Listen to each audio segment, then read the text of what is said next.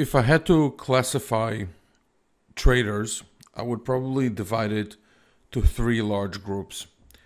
The first group would be the one that are beginners and they're looking to get into day trading, investing, or anything in the speculative arena. Then you have the middle group that is basically an experienced group. I'm not saying that they necessarily know how to make money from their knowledge, but they know a lot about trading. They know a lot about trading platforms, psychology. They do know about risk management and other phenomena that traders experience, such as FOMO, fear of missing out, fear, greed. They have a fairly good understanding of that. And then you have the third group, which is basically the profitable traders, and they take their knowledge and they basically turn around and they actually are profitable and they're making money from their knowledge and experience and everything else. They were able to put it together. It might have taken them quite some time. Some people, it might have taken them a year, some people 6 months, but there are also people that I know that it took them a decade. So it depends on the dedication, skill level, and everything else. Within those groups, of course, we can further subdivide them, but at the same time, I feel that those are the three major groups that are out there. And again, you can basically say that those are retail groups, or within the retail groups, there are some people that are corporate, and within the large group, from the last group, that is the profitable group, that could be individual institutions and so forth. So those are the groups that are out there. And the reason that I'm sharing with you about those three groups is because the middle group, specifically the one that knows a lot about trading, and again, some of them are profitable and some of them are not, are obsessed with that word edge, and they keep on asking each other, what's your edge? And I don't really think they understand what an edge is. I think it's just a word that's just being thrown around out there between traders, and they just want to impress one another. And when they ask a question, what's your edge?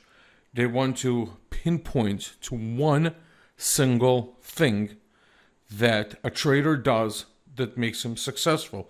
So they have a quest of finding that one single factor that would say, yes, this is the thing that makes me profitable. Now, before I get into that, I wanted to tell you that, yes, I do believe in edges, but I don't believe in edges that exist forever. Let me give you an example. You can have a technology edge where your trades are getting faster to the exchange. For example, at Optimus Futures, we have a number of trading platforms with different latency levels. And the ones who are on a quest to be a day trader have to be on one, and one that are position trader, it doesn't make a big difference. Again, those are differences in milliseconds, but it still makes a big difference. So having the speed is an edge. You can have some HFT companies that have the speed as an edge, but again, then you have other people coming into the market, competing with them and creating the same technology, and the edge is being lost. So my analysis today is really mostly for the retail crowd, the guys that are trading from their homes or from their offices or from wherever they trade, and I really refer to the retail crowd. And again, they keep on asking one another in some discussions that I've seen, what's your edge?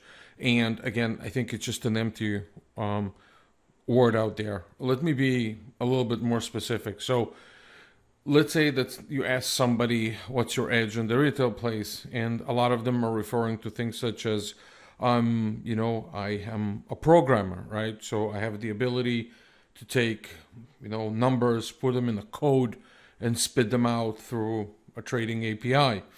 Some of them can say, well, I know stats. I really know the odds and the math of things, and I can take numbers and I create probabilities out of it. Some people say, well, I'm in the business of risk management, and I really know how to cut my losses short. Some refer to psychological factors. Some say that, well, I'm a very patient guy and I understand FOMO. And some people say, well, what I do is I analyze charts and on an ongoing basis, and it gives me the edge of basically the ability to analyze things as they progress on the charts, and they're able to recognize patterns. All those things are really good things, but they're not an edge. It does not give you an edge necessarily in trading. If you're a programmer, you still have to write a phenomenal trading program that knows how to recognize opportunities with overbought and oversold situations and to put it in a code.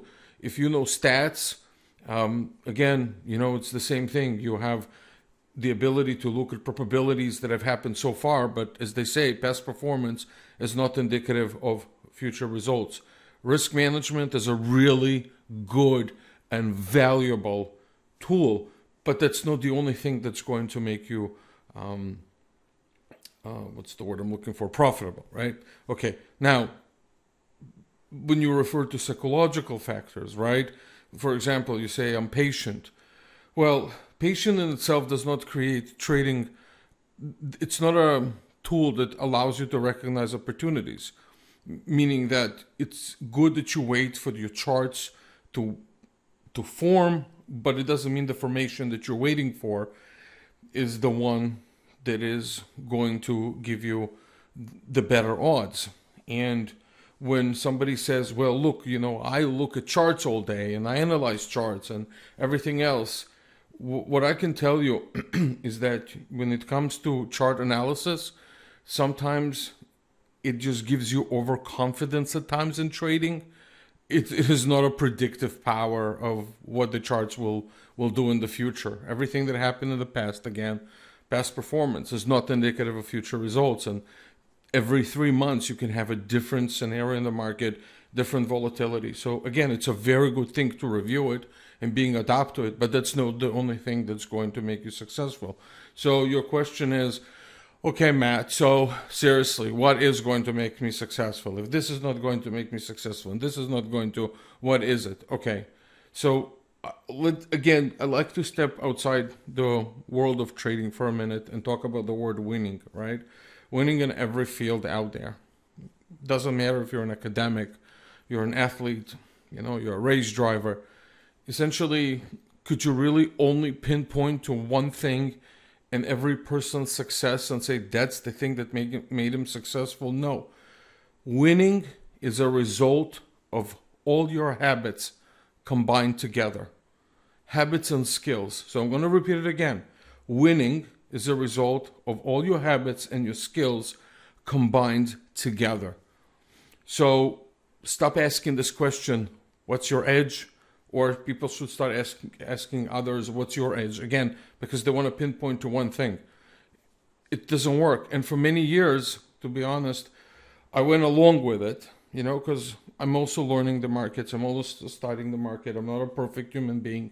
And I was also looking to see what the edge is, right? So I thought maybe it's looking at some sort of a setup that other people are able to recognize and others don't.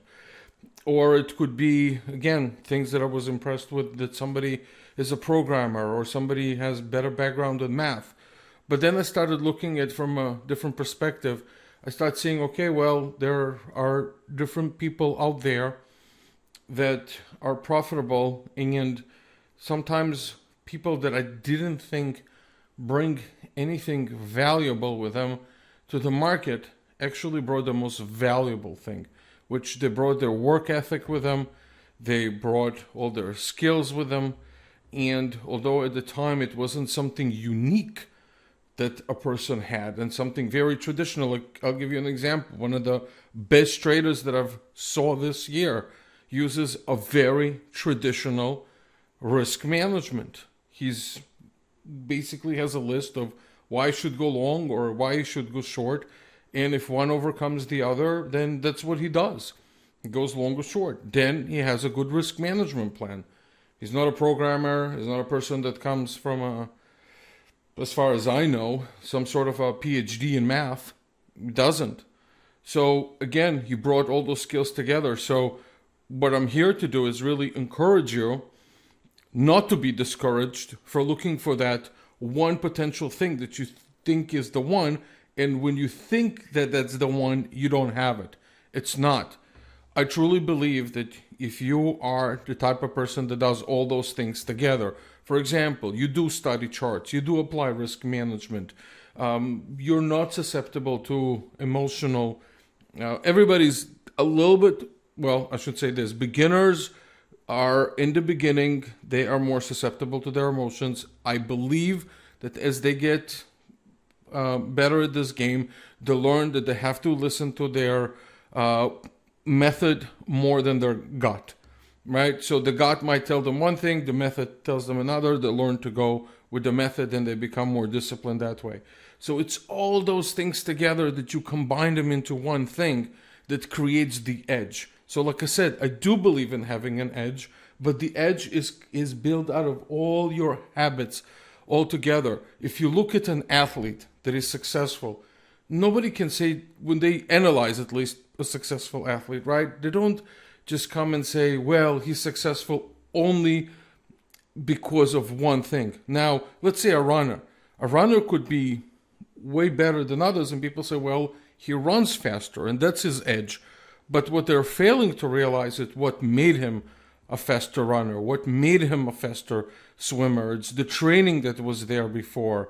It was the preparation, the readings, and everything else. So again, every single scenario that you look in life that we see as a success, remember, it's just a result of habits, right? So when you are right now inspiring to be a full-time trader, part-time trader, or just a trader, the trades whenever he feels like it, it's the combination of all those skills together.